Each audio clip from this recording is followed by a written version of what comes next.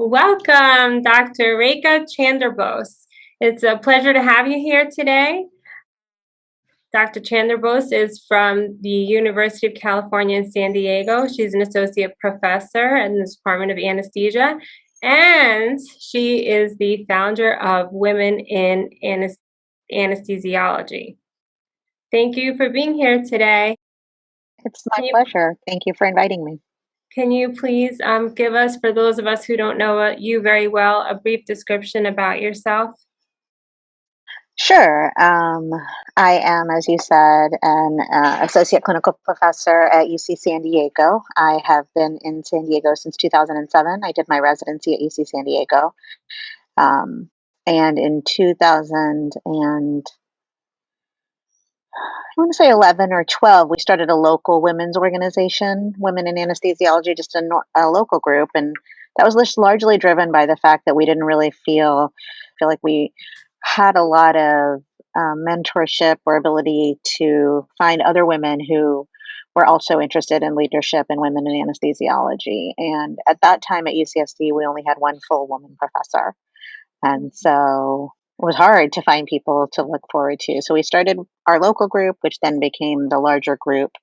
Um, in my personal life, I am interested in gender equity in general and equity, diversity, and inclusion overall. And I was just recently appointed the vice chair for diversity, equity, inclusion for our department, which is a newly minted position. So I'm navigating my way through trying to understand how to best serve the department and the university in that role also.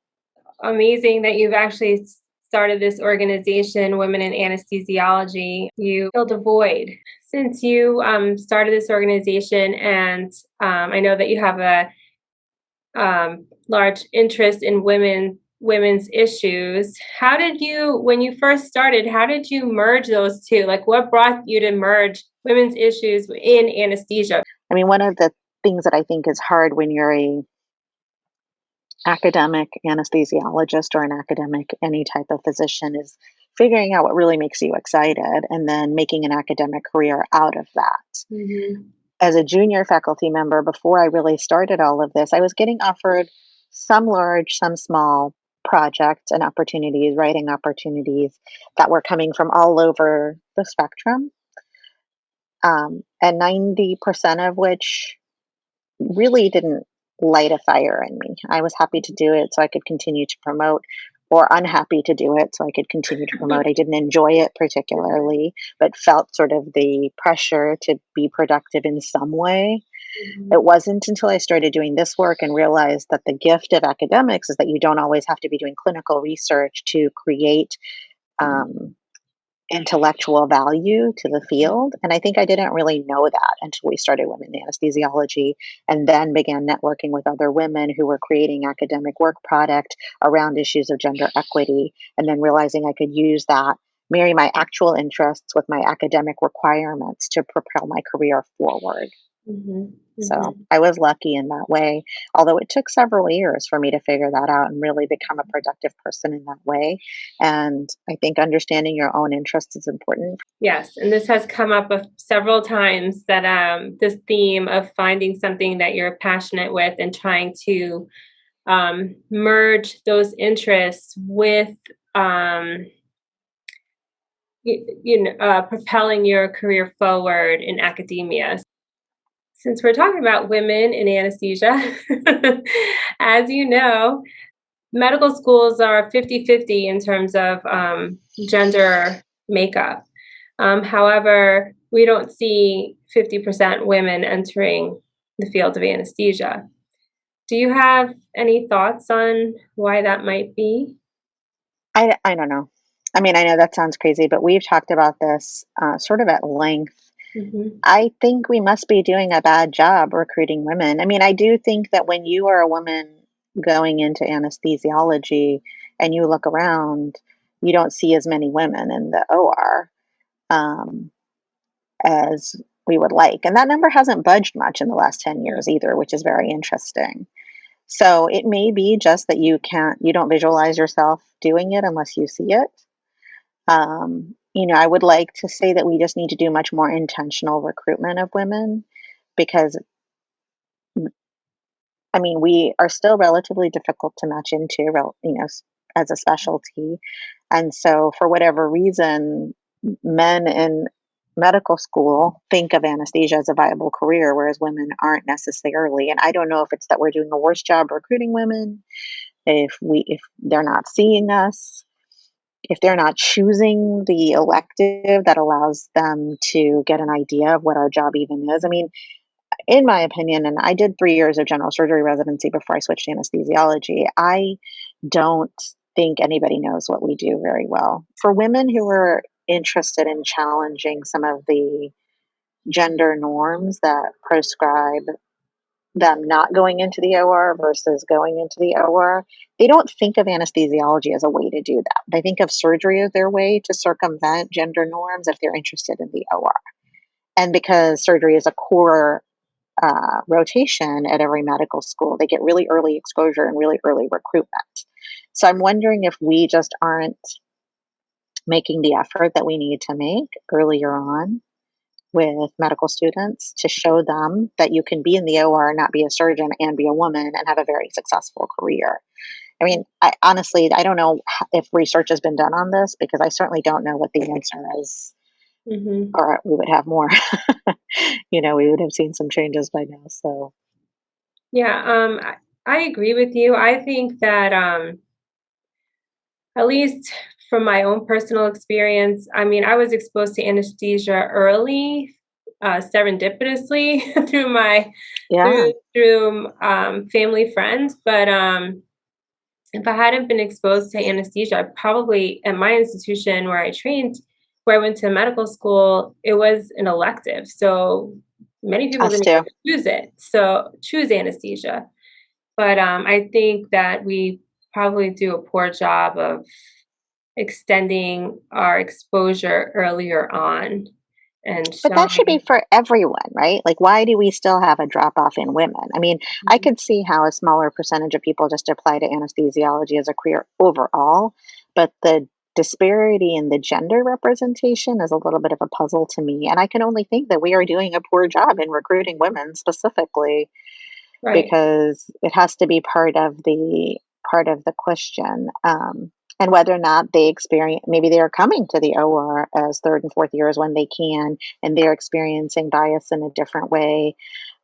What I don't know the answer to that question is, but it's certainly not like a legacy we really want to continue. I'd like to Mhm. see an equitable portion of the medical students going into anesthesiology as are going graduating from medical school and finishing their residencies and continuing on to become equitably represented in the workforce also, which several years ago the ASA contracted to the Rand Corporation to do a workforce analysis, and we see still, drop out at earlier parts of career, lower Mhm. reimbursement.